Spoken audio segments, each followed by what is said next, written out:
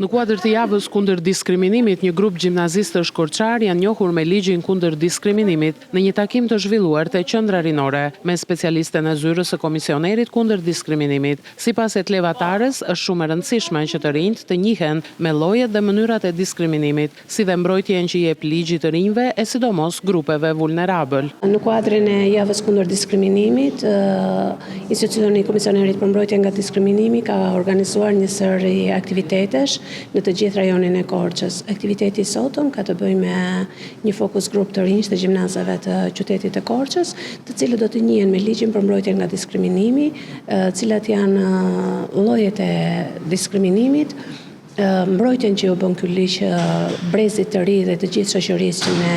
jemi dhe në veçanti grupeve vulnerabël. Gjatë këtij takimi të rinjt kanë pasur mundësi të bashkëbisedojnë me specialisten e zyrës së komisionerit kundër diskriminimit, duke i drejtuar pyetje të ndryshme, si dhe duke marrë informacion mbi raste konkrete që ata kanë hasur në përditshmërinë e tyre.